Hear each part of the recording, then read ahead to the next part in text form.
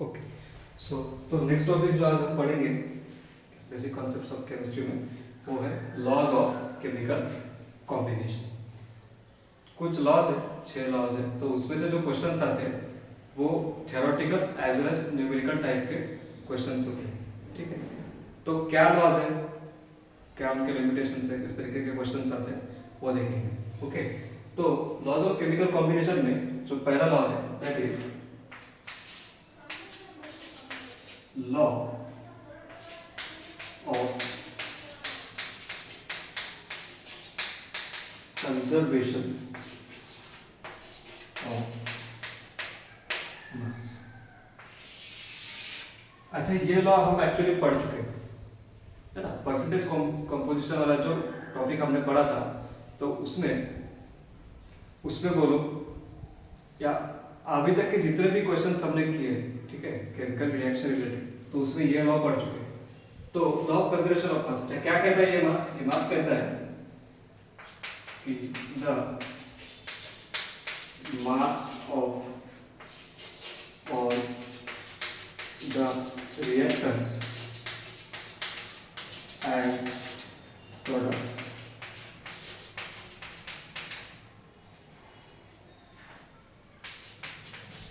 remains equal during the course of chemical or physical change। मतलब कोई भी chemical जब रिएक्शन होती है, ठीक है, तो केमिकल रिएक्शंस हो गए तो ऑब्वियसली डिफरेंट जो सब्सटेंस होते हैं एक दूसरे के साथ रिएक्ट करेंगे, उनको रिएक्टेंट बोलते हैं, और वो कन्वर्ट होंगे किसमें? प्रोडक्ट्स में। तो ये जब कार्यक्रम हो रहा होगा फ्रॉम रिएक्टेंट टू प्रोडक्ट, तो इनके बीच में जो रिएक्टेंट का टोटल मास रहेगा that will be equal to the total mass of your product. से एक एग्जांपल लेते हैं, मान के चलिए कार्बन है, sorry it is reacting with oxygen gas to produce CO2 gas, right. अभी यहाँ पे इस रिएक्शन को ध्यान से देखोगे तो क्या ये रिएक्शन बैलेंस है? हाँ, रिएक्शन बैलेंस है। रिएक्टेंट साइड में एक कार्बन है, प्रोडक्ट साइड में एक कार्बन है। रिएक्टेंट साइड में 2 ऑक्सीजन है, प्रोडक्ट साइड में 2 ऑक्सीजन। तो जो रिएक्शन है वो क्या है? बैलेंस है। अच्छा, रिएक्शन बैलेंस है। मोल का अगर रेशो देखोगे या नंबर ऑफ मॉलिक्यूल्स का देखोगे तो इसका भी 1 मोल, इसका भी 1 मोल प्रेजेंट है और इसका भी 1 मोल प्रेजेंट है। मास की अगर मैं बात करूंगा तो कार्बन जो है हमारे पास दैट इज 12 ग्राम। ऑक्सीजन का 1 मॉलिक्यूल है जिसका वेट होता है 32 ग्राम, राइट। कार्बन डाइऑक्साइड है, कार्बन डाइऑक्साइड का इसका जो मास होता है that is 44 gram according to this reaction, इस फॉर्मूले के हिसाब से। अभी देखो ऐसा है कि मैं इनका मास इसकी अगर एडिशन कर दूं तो दिस कम्स टू बी 44 ग्राम। इसका भी मास और इसका मास सेम है, that means this reaction follows the law of conservation of मास। अच्छा, कंजर्वेशन ऑफ मास का मतलब अगर मास कंजर्व हो रहा है, अगर कोई भी रिएक्शन में प्रोडक्ट्स का और रिएक्टेंट का अगर मास सेम है, उसी का मतलब ये भी हुआ कि जो टोटल नंबर ऑफ एटम्स है, टोटल नंबर ऑफ एटम्स है वो भी कंजर्व रहे होंगे। यहीं पे देखो, यहाँ पे एक कार्बन है तो यहाँ पे भी एक कार्बन मिलेगा, यहाँ पे 2 ऑक्सीजन है तो यहाँ पे भी आपको 2 ऑक्सीजन मिलेंगे, राइट। तो इस तरीके से है लॉ ऑफ कंजर्वेशन ऑफ मास। अच्छा, पर ये जो लॉ है ये हर तरीके के रिएक्शंस के लिए लागू नहीं होता, इसके भी कुछ लिमिटेशंस है, इसके भी कुछ लिमिटेशंस है।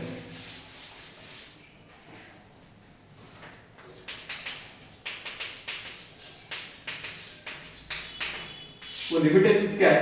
They are nothing but the nuclear reactions.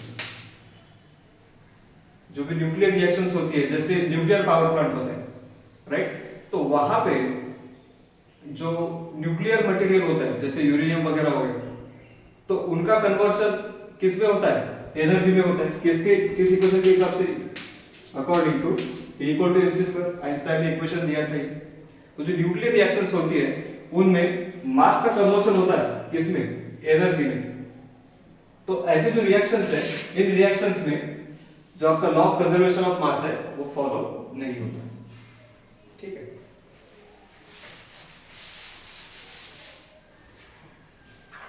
कुछ क्वेश्चन देख लेते इसके ऊपर।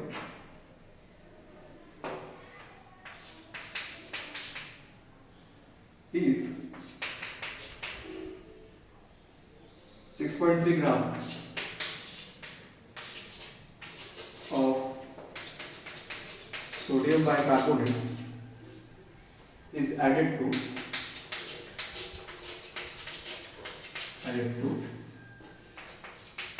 15 gram of acetic acid solution, the residue is found to weigh, residue is found to weigh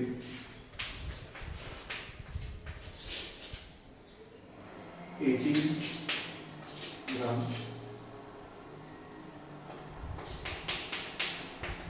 What is the mass of CO2 released in this reaction?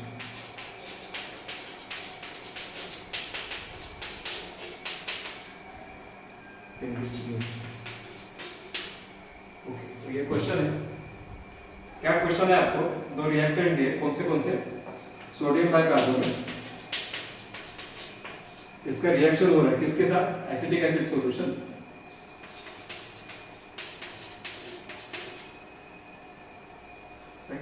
इस reaction में जो चीज produce होती है दैट इज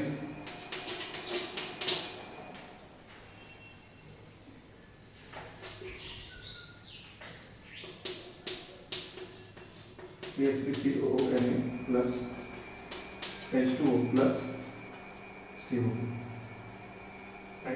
अभी क्या बोला है कि 6.3 सोडियम बाइकार्बोनेट दिया है, 6.3 ग्राम, किसके साथ अब रिएक्ट हो रहा है, एसिटिक एसिड। कितना अमाउंट है इसका, 15 ग्राम। अच्छा, ये होने के बाद क्या हो रहा है, residue is found two way 18 gram, right. एक टर्म है यहाँ पे रेसिड्यू। तो रेसिड्यू मतलब वो चीज होती है कि जो मान के देखिए अभी ये कन्वर्शन हो रहा होगा, ये रिएक्शन हो रही होगी किसकी, सोडियम बाइकार्बोनेट की एसिटिक एसिड के साथ। उसमें बोला कि कार्बन डाइऑक्साइड गैस जो है वो जो रिएक्शन वेसल होगा, रिएक्शन जिस इसमें कैरी आउट कर रहे होंगे हम लोग, वहां से निकल जाता है। ठीक है, वो चेंबर से निकल गया। तो अभी जो बीकर में बचा या वो रिएक्शन वेसल को निकल पास में जो चीज बचा वो ये दोनों बचेंगे, सोडियम एसिड एंड वाटर। तो ये जो बचा है सब्सटेंस, इसी को बोला जाता है क्या, रेसिड्यू, जिसका अमाउंट कितना है, इट इज 18 ग्राम। अभी हमको CO2 का वेट नहीं पता, तो मान के चलिए इसका वेट हम कंसीडर करते हैं to be x gram, right. तो law of conservation of mass के हिसाब से जितना टोटल मास रिएक्टेंट का रहेगा उतना ही टोटल मास किसका होगा, प्रोडक्ट्स का होगा। तो चलिए एडिशन करेंगे, तो 6.3 plus 15 is equal to 18 plus x। हमको क्या चाहिए, हमको फाइंड आउट करना है मास ऑफ CO2 जो रिलीज हुआ, it is nothing but the x. So x comes to be, this is 21.3 minus 18. So जो amount of carbon dioxide release हुआ that comes to be 3.3 ग्राम। इसी तरीके के सिंपल क्वेश्चंस आते हैं क्लास में, अदर न्यूमेरिकल टाइप और थ्योरेटिकल क्वेश्चन रहेगा।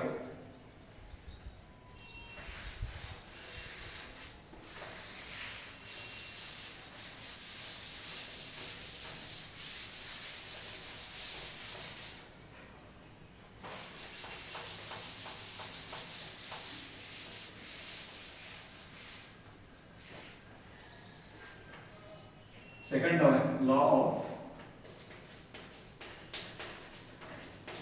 Constant composition or definite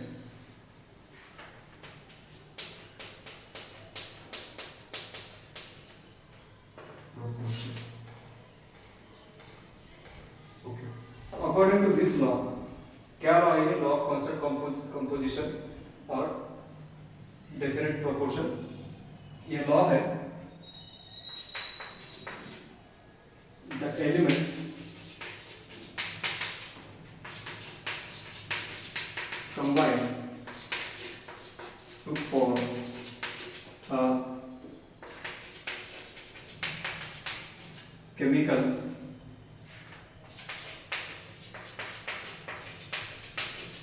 compound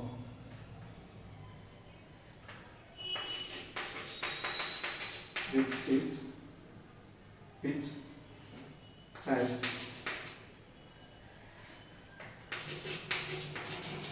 whole number the ratio of atoms irrespective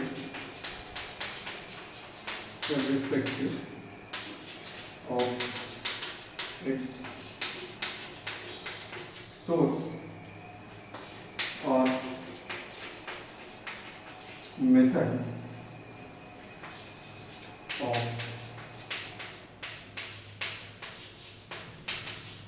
preparation. मतलब ये है कि जो केमिकल रिएक्शंस होती है, ठीक है, केमिकल रिएक्शंस में जो कंपाउंड मिलेगा आपको, रिएक्शन होगी या ना होगी वो अलग बात, पर जो कंपाउंड होता है, कोई भी केमिकल कंपाउंड होता है, तो उसमें जो एलिमेंट्स होंगे, उनके जो एटम्स होंगे, वो एक दूसरे के साथ रिएक्ट करते हैं fix ratio of their mass, right.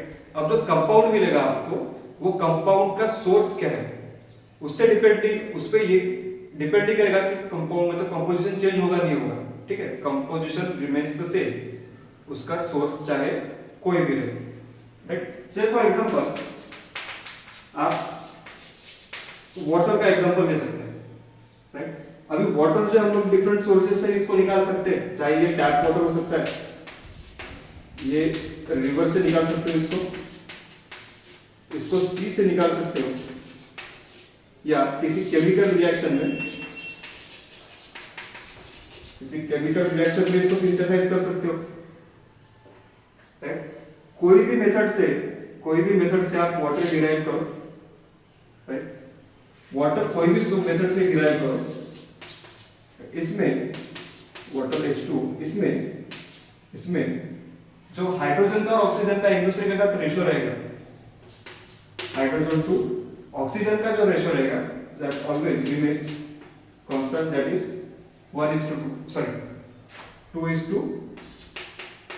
2:1 का रेशियो यहाँ पे कांस्टेंट रहेगा. तो this is nothing but the law of constant composition और डेफिनिट प्रोपोर्शन.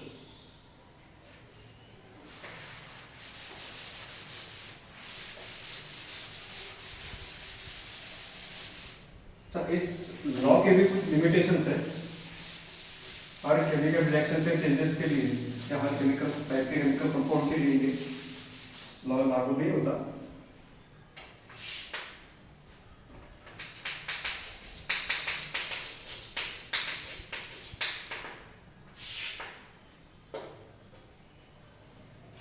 लिमिटेशंस, पहला लिमिटेशन है फॉर आइसोटोप्स क्या होता है, हमने देखा है, जिनका प्रोटॉन नंबर सेम रहेगा, एटॉमिक मास नंबर जो है वो डिफरेंट रहेगा. मान के चलो कोई आइसोटोप्स है, से formation of H2 from H1 and H2, ठीक है, हाइड्रोजन के आइसोटोप लिए मैंने और इससे वाटर मॉलिक्यूल बना है H2.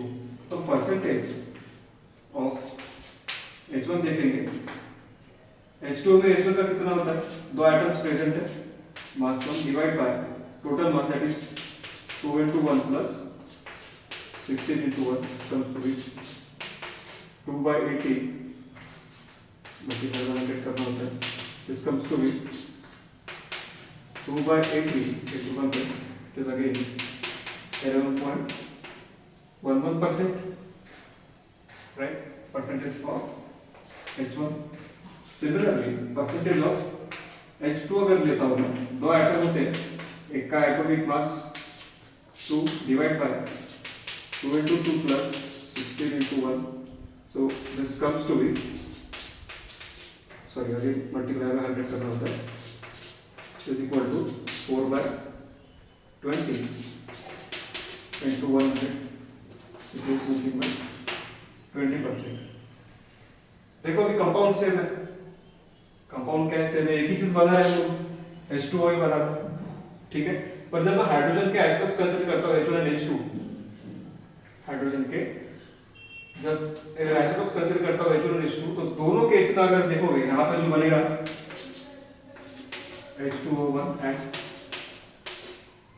H2O2, तो दोनों केस में हाइड्रोजन और ऑक्सीजन का जो रेशियो है दैट इज 2:1, राइट। पर परसेंटेज कंपोजिशन चेंज हो गया, पहले केस में हाइड्रोजन 11.11% था, दूसरे में 20% हो गया।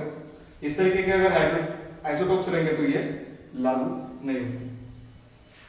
दूसरा लिमिटेशन है, अगर मान के चलो आपके पास आइसोमर्स है, से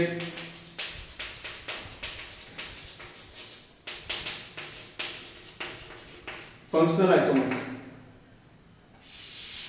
कौन से आइसोमर्स है, फंक्शनल आइसोमर्स। अच्छा, आइसोमर्स मतलब वो चीज होते हैं, वो केमिकल कंपाउंड्स होते हैं कि जिनमें मॉलिक्यूलर फार्मूला तो सेम है, बाकी के जो प्रॉपर्टीज रहेगी, चाहे स्ट्रक्चर रहे, फंक्शनल ग्रुप को डिफरेंट।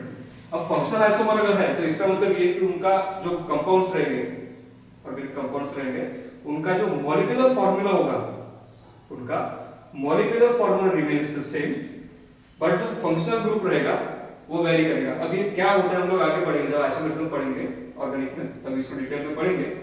तो मान के चलिए आपके पास एक कंपाउंड है दैट इज C2H6O, C2H6O। इस कंपाउंड में percentage of carbon, hydrogen and oxygen जो है वो सेम है ना। पर इसी कंपाउंड को, इसी फॉर्मूले को मैं दो तरीके से लिख सकता हूं, दैट इज CH3O CH3, दूसरा C2H5O एंड OH। एक ही फॉर्मूले के दो डिफरेंट कंपाउंड मिले, आपको डिफरेंट टाइप्स ऑफ कंपाउंड मिले, जहां पे जो फंक्शनल ग्रुप है वो वेरी करता है। पहला केस ये है ईथर का आ जाएगा, ये फंक्शनल ग्रुप होता है -O'। दूसरा है अल्कोहल -OH। दोनों कंपाउंड में अगर देखोगे तो percentage of carbon, oxygen and hydrogen same है, पर जो कंपाउंड मिले आपको वो मिले डिफरेंट, इनकी properties, chemical and physical properties भी बहुत डिफरेंट होती है। तो ये जो इस तरीके से लॉ ऑफ केमिकल कंपोजिशन है, डिफरेंट प्रोपोर्शन जो है आइसोटोप्स और आइसोमर्स, फंक्शनल आइसोमर्स के लिए लागू नहीं होता।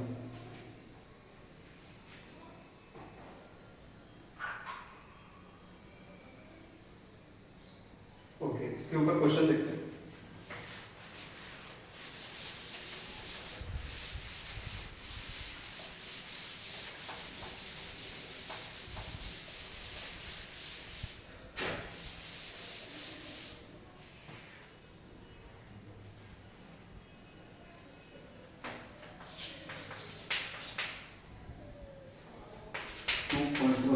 ग्राम of copper metal when treated with nitric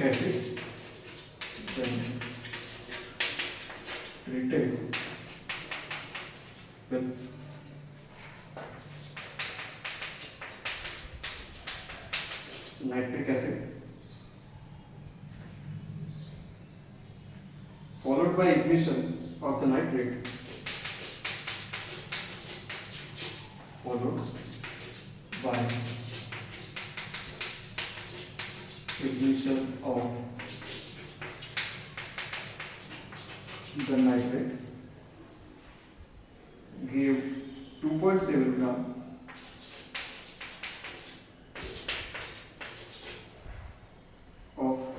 oxide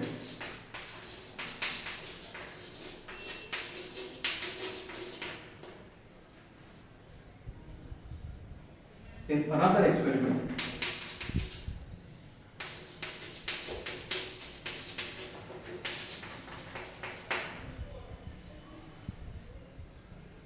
One point 1.15 gram of copper oxide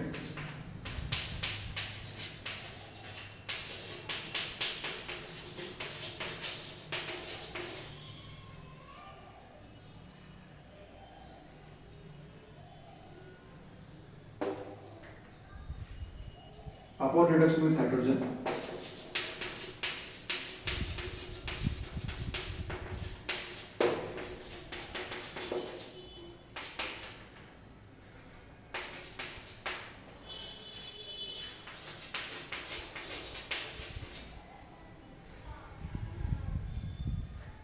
gave 0.92 gram of copper.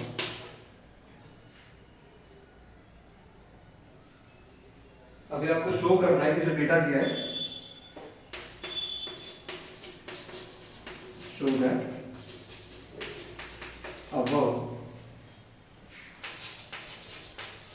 data illustrates law of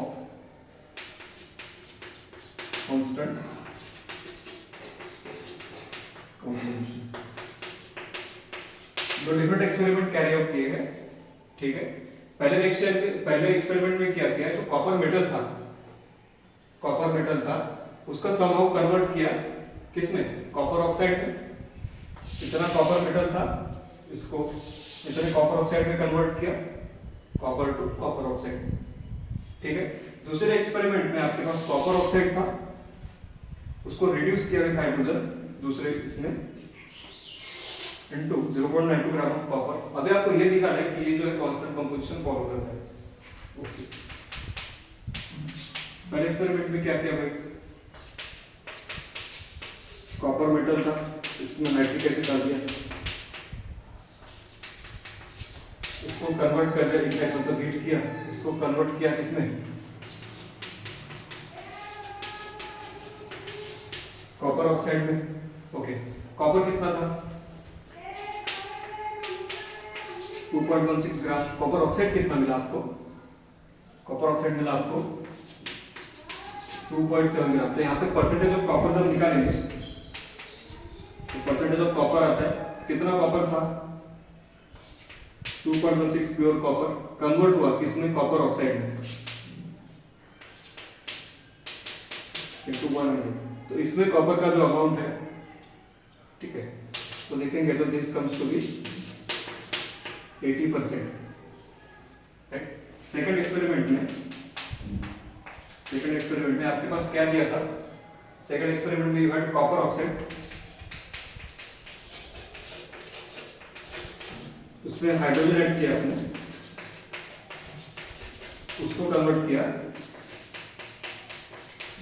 copper में, साथ ही में वाटर भी मिलता है, ठीक है। उससे कोई मतलब नहीं अपने को। कॉपर कितना है, कॉपर ऑक्साइड कितना है, कॉपर ऑक्साइड था आपका 1.15 ग्राम, कॉपर कितना मिला 0.92। इसमें जो परसेंटेज कॉपर है, ये चीज इसका अगर कैलकुलेशन करेंगे परसेंटेज ऑफ कॉपर, कितना कॉपर है तो 0.92 ग्राम था कॉपर, तो कन्वर्ट हुआ ऑक्साइड में जिसका वेट है 1.15 ग्राम। तो ऑक्साइड में भी ठीक है, ऑक्साइड में परसेंटेज ऑफ कॉपर तो कैलकुलेट करेंगे तो यहाँ पे भी जो वैल्यू दिखती है that comes to be 80%, right. अभी ध्यान से देखो, नोट करने वाली ये बात है कि पहले केस में हमने मेटल से ऑक्साइड बनाया, उसमें परसेंटेज कॉपर देखा तो 80% आया। दूसरे केस में ऑक्साइड से मेटल बनाया, कॉपर बनाया, इस केस में भी ऑक्साइड में भी जब कॉपर का कंपोजिशन देखा, परसेंट देखा, दैट रिमेन्स द सेम। तो इससे ये पता चलता है कि कोई भी मेथड से आप कॉपर ऑक्साइड बना, ठीक है, कॉपर से कॉपर ऑक्साइड बना, तो इस कॉपर ऑक्साइड में कॉपर का अमाउंट सेम है, कॉपर का अमाउंट सेम है, इसका मतलब इसने क्या फॉलो किया, law of constant composition follow किया। कॉपर ऑक्साइड का फॉर्मूला भी होगा, दोनों केस में क्या होगा, सेम रहेगा।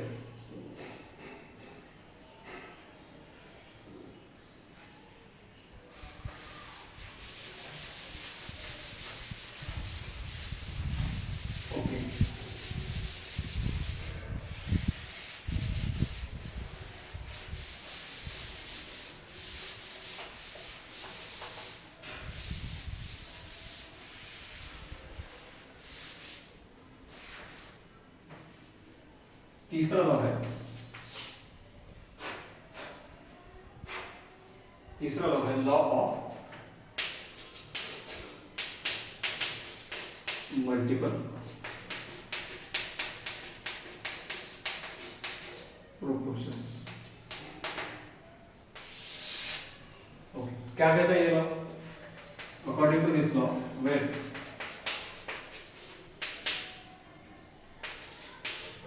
two elements combine to form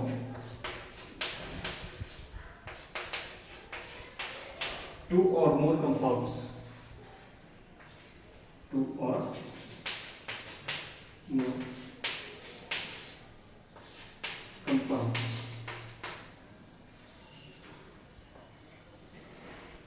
if the mass of one element is fixed,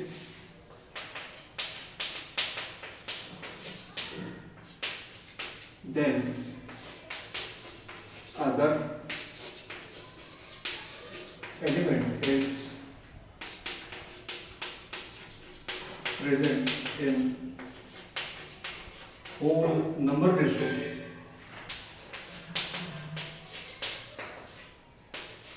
of its mass। Okay, मतलब ये कि मान के चलो कोई भी दो एलिमेंट्स है, कोई भी दो एलिमेंट्स अगर है और उनके बीच में अगर मान के चलो it is possible to form two or more than two types of different compounds, इसमें दो या दो से ज्यादा टाइप के अगर कंपाउंड बना सकते हो, और वो बनते वक्त अगर मान के चलो कंपाउंड तो मिल गए, अगर उसमें मान के चलो किसी भी एक एलिमेंट का मास अगर मैं फिक्स कर दूं, तो दूसरा जो एलिमेंट होगा सभी कंपाउंड में वो प्रेजेंट होगा किस पे, होल नंबर रेशियो में ऑफ देयर मासेस। तो ठीक है, इसका एग्जांपल लेते हैं, एक एग्जांपल लेते हैं। मान के चलो कार्बन और ऑक्सीजन रिएक्ट कर रहे हैं, ठीक है, तो ये रिएक्शन में दो कंपाउंड का फॉर्मेशन पॉसिबल है, that is CO and CO2, ठीक है, CO एंड CO2। अब यहाँ पे देखो CO पे अगर ध्यान से देखूंगा तो कार्बन का जो मास है दैट इज 12 यूनिट या 12 ग्राम, ऑक्सीजन है 60 यूनिट या 16 ग्राम, राइट। CO2 में कार्बन का जो मास होगा दैट इज 12 यूनिट या 12 ग्राम ले सकता हूँ, और ऑक्सीजन जो होगा, ऑक्सीजन इट इज 32 यूनिट या 32 ग्राम। अब इसमें ध्यान में रखने वाली बात यह है कि जो कार्बन का मास है दोनों कंपाउंड में, कार्बन का मास सेम है, कार्बन का मास सेम है, क्या वैरी हो रहा है अभी, तो ऑक्सीजन का जो मास है दोनों कंपाउंड में वो वैरी कर रहा है। तो इसका अगर मैं मास का रेशियो लेता हूं या वेट का रेशियो लेता हूं, वेट ऑफ ऑक्सीजन लेता हूं कौन से कंपाउंड में, इन कार्बन मोनोऑक्साइड, और उसका रेशियो लेता हूं weight of oxygen in carbon dioxide, right. तो जो वेट का रेशियो आता है दैट कम्स टू बी 16/32 या 1:2, राइट, 1:2 होल नंबर रेशियो मिलेगा। ये कोई डेसिमल में वैल्यू नहीं मिली हमको, 1/2.5 ऐसा कोई वैल्यू नहीं मिली, है ना, एक होल नंबर मिला, होल नंबर्स का रेशियो है, राइट। तो this is nothing but the law of multiple proportions, right. दूसरा एग्जांपल लेते हैं, दूसरा एग्जांपल लेते हैं, मान के चलिए कि नाइट्रोजन है आपके पास, राइट, एंड ऑक्सीजन, तो इससे 5 कंपाउंड बनना पॉसिबल है, 5 कंपाउंड बनना पॉसिबल है। एक मिलेगा N2O, एक मिलेगा NO, एक मिलेगा N2O3, NO2 एंड N2O5। ठीक है, अब इन कंपाउंड्स में नाइट्रोजन और ऑक्सीजन का वेट, नाइट्रोजन ऑक्सीजन का वेट देखेंगे। यहाँ पे नाइट्रोजन है 28 ग्राम मोलर मास के, अगर मैं बात करूँ तो यहाँ पे मिलेगा आपको 16 ग्राम, यहाँ पे मिलेगा 16 ग्राम, यहाँ पर 28 ग्राम, उससे मिलेगा 48 ग्राम। NO2 का nitrogen is 14 gram, oxygen is 32 gram. N2O5 में nitrogen is 28 gram, oxygen is 80 gram. Right, अभी मान के चलो ये सभी कंपाउंड्स में मैं नाइट्रोजन का जो वेट है, नाइट्रोजन का जो मास है उसको फिक्स करता हूँ, नाइट्रोजन का मास फिक्स करता हूँ 14 ग्राम, तो उसके रिस्पेक्ट में ऑक्सीजन का भी मास चेंज हो जाएगा। इसमें ये कन्वर्ट होगा किसमें, 14 ग्राम में, ये भी मिलेगा आपको 8 ग्राम। राइट, इसमें तो सेम ही रहेगा, इसमें कोई चेंजेस नहीं करूंगा। इसको 28 को कन्वर्ट करूंगा किसमें, 48 ग्राम में, तो ये भी हाफ हो जाएगा 24 ग्राम, यहाँ पे चेंजेस हुए। राइट, सेकंड में इसको भी कांस्टेंट रखूंगा, इसको भी कांस्टेंट, इसको कन्वर्ट करूंगा 14 ग्राम, तो ये भी कन्वर्ट हो जाएगा किसमें, 40 ग्राम में। मतलब अभी मैंने क्या किया, अभी मैंने जो कंपाउंड्स थे उसमें नाइट्रोजन का मास फिक्स कर दिया। राइट, तो जो वेट का रेशियो है of nitrogen in, sorry, weight of oxygen in this different compounds, ठीक है, वेट का क्या रेशियो मिलेगा आपको, वेट का रेशियो मिलेगा 8:16:32 32:40।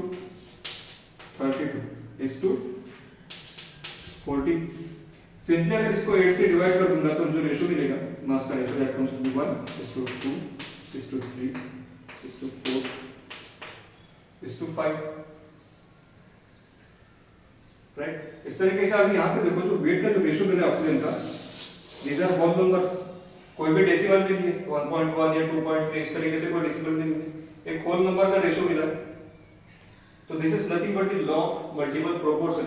एक का मास कांस्टेंट करो, एक का मास फिक्स करो, उसके रिस्पेक्ट में दूसरे का जो मास रहेगा, उसके रिस्पेक्ट में दूसरे का मास रहेगा, multiple compounds of same elements, that is in whole number ratio, इस तरीके से।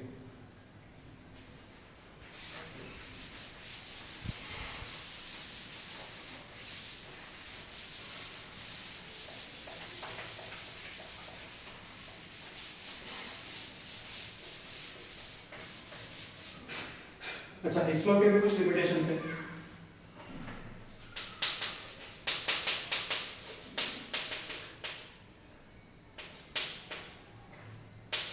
लिमिटेशंस है, पहला लिमिटेशन, अगर आपके पास जो कंपाउंड है, if they are organic compound,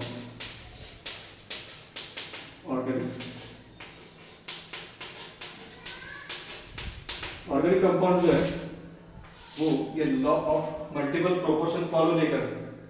क्यों फॉलो नहीं करते, क्योंकि ऑर्गेनिक कंपाउंड है, मतलब बेसिकली कार्बन और हाइड्रोजन के कंपाउंड्स हैं, जिसमें कार्बन हाइड्रोजन बॉन्ड है, वो उनके कंपाउंड और उसके डेरिवेटिव्स है।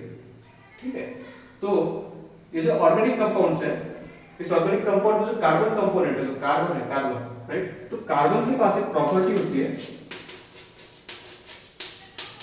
That is called as catenation, is called as catenation. तो कैटनेशन का मतलब ये होता है कि ability of any element to form a bonding between number of its atoms. ठीक है, तो जैसे कार्बन है, कार्बन एलिमेंट है, उसके बहुत सारे एटम्स रहे होंगे, ठीक है। तो कार्बन अपने ही जैसे दूसरे एटम मतलब दूसरे कार्बन के साथ चेन फॉर्म कर सकता है, बॉन्डिंग फॉर्म कर सकता है, और ये इसका जो एक्सटेंट है बॉन्डिंग का, कैटालाइजेशन का, वो बहुत ज्यादा होता है। उसकी वजह से हमको एक डिफरेंट ब्रांच बनानी पड़ी ऑर्गेनिक केमिस्ट्री, जिसमें ऑर्गेनिक कंपाउंड्स का स्टडी करें। ओके, तो ऑर्गेनिक कंपाउंड्स जैसे हो गया हाइड्रोकार्बन्स। हाइड्रोकार्बन्स मतलब कंपाउंड्स ऑफ जिनके कार्बन एंड हाइड्रोजन, राइट। तो मान के चलिए कुछ हाइड्रोकार्बन्स है, C4H10, C5H12 and C6H14। Okay, यहाँ पे कार्बन का नंबर डिफरेंट है 4, 5 और 6। तो मान के चलिए मैं क्या करता हूं, अभी कार्बन का अमाउंट फिक्स कर देता हूं, ठीक है। कार्बन का अमाउंट फिक्स कर देता हूं, दैट इज इन सभी में for 12 part mass of carbon। 12 into 4 है, 12 into 5, 12 into 6। मैं खाली 12 पार्ट कार्बन कंसीडर कर रहा हूँ, 12 पार्ट मास कार्बन का कंसीडर कर रहा हूँ। तो इसके रिस्पेक्ट में वो फिक्स करने के बाद जो हाइड्रोजन होगा, जो हाइड्रोजन होगा तीनों केस में, तो हाइड्रोजन का मास जो होगा इस केस में होगा 10/4, ठीक है, क्योंकि इसका एक पार्ट के फॉर्म में कंसीडर कर रहे हैं, इसका 12/5, और इस केस में हाइड्रोजन होगा जो मास होगा that is 14/6। So this comes to be 2.5, this comes to be 2.4 and this comes to be 2.3, right. अभी इसमें कार्बन का मास तो फिक्स है, पर जो हाइड्रोजन मिला हमको वो डेसिमल में मिला। चलो अभी आप अगर ये बोल सकते हो कि सर मान के चलिए इसको अगर हमने क्या किया, किसी नंबर से मल्टीप्लाई कर दिया ताकि होल नंबर मिले, तो क्या ये पॉसिबल नहीं है? नहीं, ये केस में पॉसिबल नहीं है, राइट। तो इसमें हाइड्रोजन का जो रेशियो है तीनों कंपाउंड्स के लिए वो आता है, हाइड्रोजन का रेशियो है 2.5:2.4:2.33, which is not a whole number ratio, 1 2 3 4 इसके फॉर्म में नहीं, राइट। तो चूंकि ये नहीं है, तो इसका मतलब ये कि जो हाइड्रोकार्बन्स है ऑर्गेनिक कंपाउंड्स वो लॉ ऑफ मल्टीपल प्रोपोर्शन को फॉलो नहीं करते। सेकंड है जो नॉन स्टोइकियोमेट्रिक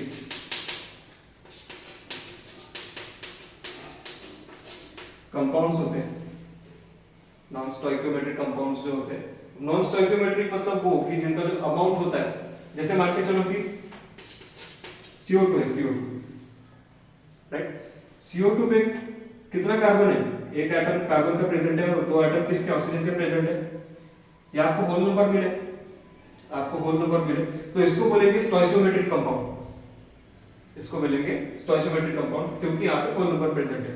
अब नॉन स्टोइकियोमेट्रिक कंपाउंड, इसका एग्जांपल मैं अगर लेता हूं, for example non stoichiometric compound का कहती 0.99 एंड O, ये एक नॉन स्टोइकियोमेट्रिक कंपाउंड है। सॉलिड्स पढ़ेंगे तो ये इस तरीके के कंपाउंड आप स्टडी करेंगे, देखने को मिलेंगे आपको। यहाँ पे देखो होल नंबर नहीं है, आयरन जो है होल नंबर नहीं है, इसका जो अमाउंट है होल नंबर में नहीं है, तो इनको कहा जाता है नॉन स्टोइकियोमेट्रिक कंपाउंड्स। तो ऐसे नॉन स्टोइकियोमेट्रिक कंपाउंड जो है वो भी लॉ ऑफ मल्टीपल प्रोपोर्शन को फॉलो नहीं करते।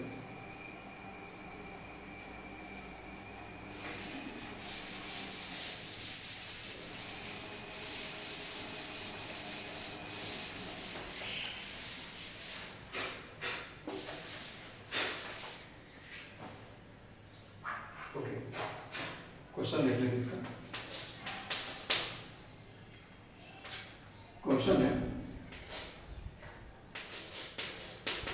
which of the following do not follow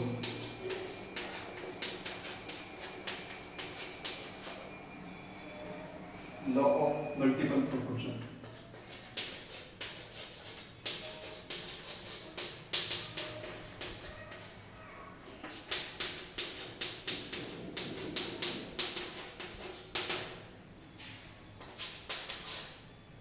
A H2O H2O2 B CO CO2 C SO2 and SO3 and D H2S and SO2. Okay, ये question है, चार ऑप्शन दिए। अभी जो फॉलो नहीं करता उनको आपको फाइंड आउट करना। ठीक, फर्स्ट कंपाउंड है H2O2 and H2O and H2O2 water and hydrogen peroxide. इसमें अगर मैं हाइड्रोजन का अमाउंट फिक्स कर दूं, हाइड्रोजन का अमाउंट अगर फिक्स कर दूं तो जो ऑक्सीजन मिलेगा वो मास के रेशियो में मिलेगा 1:2, राइट। मतलब ये भी फॉलो करता है। सिमिलरली कार्बन मोनोऑक्साइड और कार्बन डाइऑक्साइड, कार्बन का अमाउंट अगर फिक्स है तो ऑक्सीजन, अभी हमने देखा ऑक्सीजन का भी रेशियो कितना आता है, इस केस में भी ऑक्सीजन आता है 1:2, right. SO2 and SO3 dioxide and sulphur dioxide and sulphur trioxide, इसमें सल्फर का अमाउंट फिक्स है, ऑक्सीजन का रेशियो कम्स टू बी 2:3, दोनों भी होल नंबर रेशियो है। चौथा अगर देखोगे आप, चौथा ऑप्शन, तो सर बोलोगे यहाँ पे तो गड़बड़ है। क्या गड़बड़ है? गड़बड़ ये है कि हमने लॉ ऑफ मल्टीपल प्रोपोर्शन की जब बात की थी तो बोला था कि दो एलिमेंट होना चाहिए और उनके बीच में कंपाउंड बनने चाहिए, राइट। इसमें अगर देखेंगे तो इसमें बोलोगे सर यहाँ पे तो तीन एलिमेंट है, हाइड्रोजन, सल्फर और ऑक्सीजन, ये तो वैसे भी फॉलो नहीं करता। तो इसमें जो ग्रुप है कंपाउंड को जो फॉलो नहीं करता, ऑप्शन आएगा आपका ये H2S and SO2। इसका भी अमाउंट फिक्स कर दो और ये कैलकुलेट करने का ट्राई करो तो भी कोई फायदा नहीं है, दूसरा जो एलिमेंट है वही डिफरेंट है, तो आपको क्या आंसर मिलेगा, है ना। तो this is law of multiple proportion.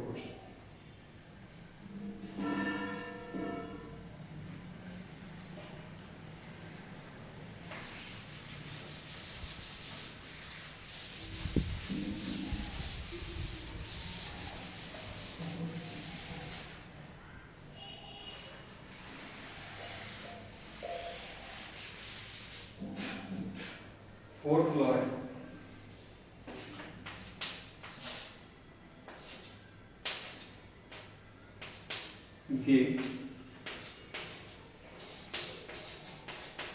Gay-Lussac's law of combining volume of gases।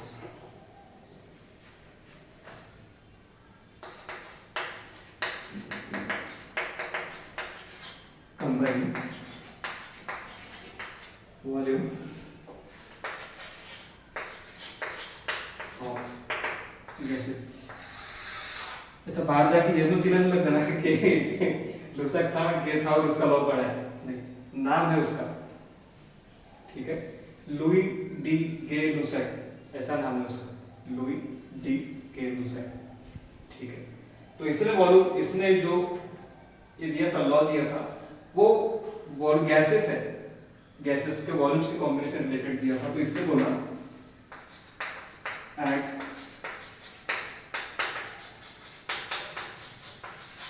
same temperature and pressure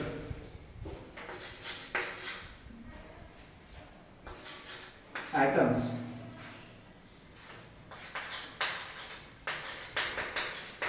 combine to form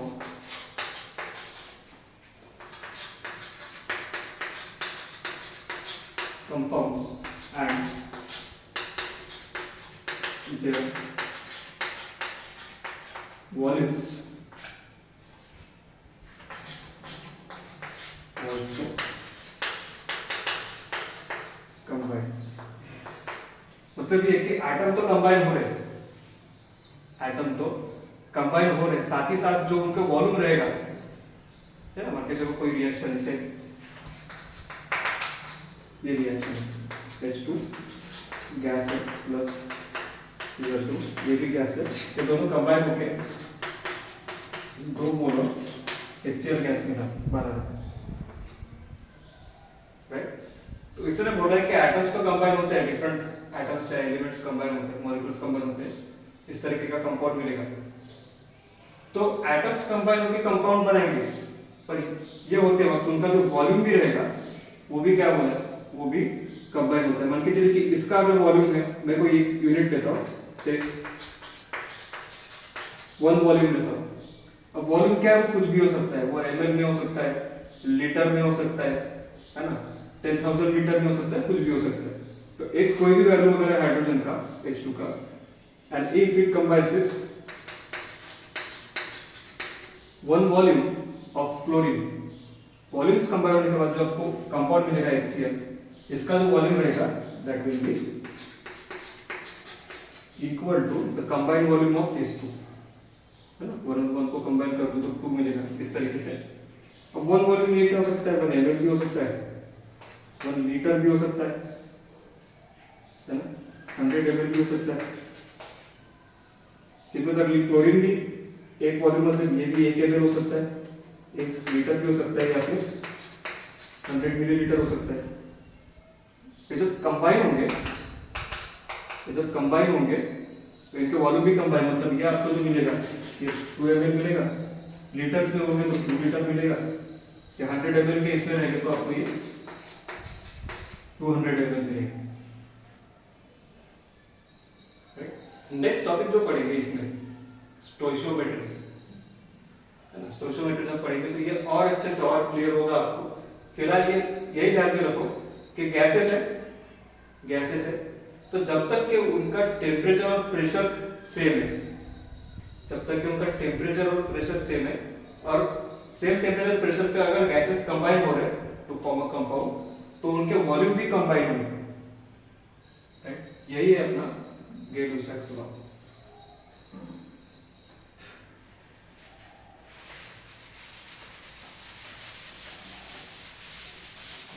next is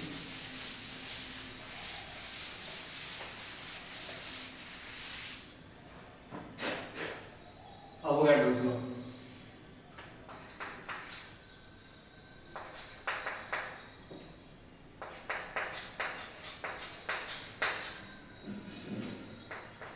Avogadro's law, okay. इस लॉ के हिसाब से at same temperature and pressure, equal volume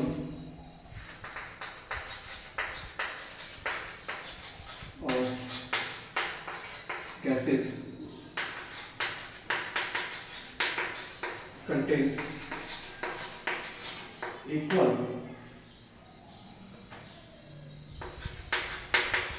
number of molecules, right. अगर क्या बोल रहा है law कि अगर टेम्परेचर और प्रेशर सेम है, तो जो गैसेस का वॉल्यूम रहेगा, गैसेस का वॉल्यूम अगर इक्वल है, तो उसमें जो नंबर ऑफ मॉलिक्यूल्स वो भी क्या रहेंगे, सेम रहेंगे, राइट। और इसी लॉ को दूसरे फॉर्म में तो बोल सकते हैं कि इफ the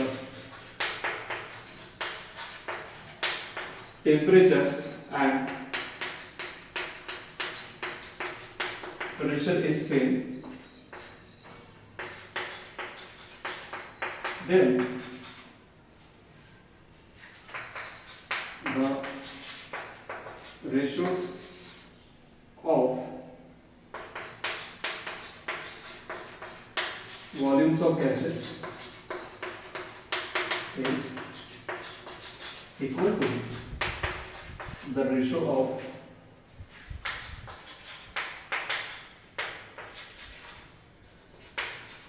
their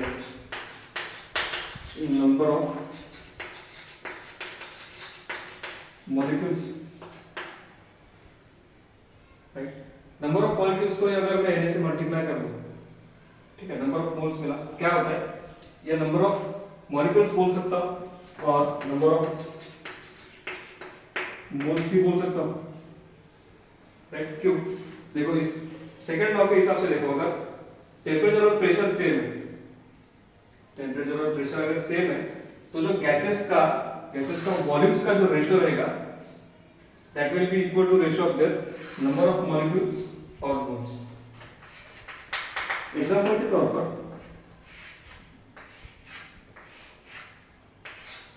मान के चलो मेरे पास ऑक्सीजन है 5 litre and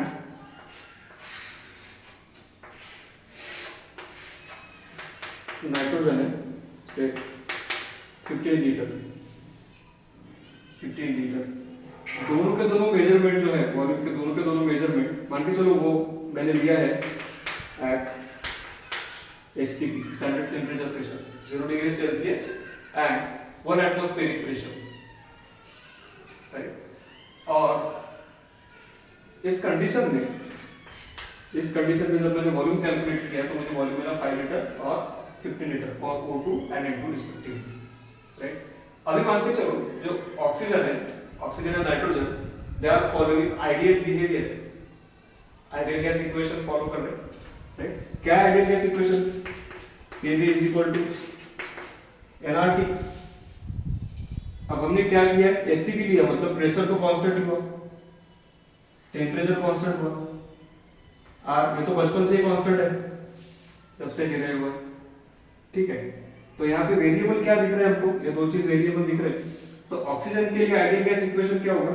it will be PV of O2 is equal to N O2 by RT। इसके लिए क्या होगा? PV N2 is equal to M of N2 and RT। चलिए दोनों का अगर रेशियो लेता हूं मैं, इन दोनों का रेशियो लेता हूं तो क्या मिलेगा? PVO2 और PVN2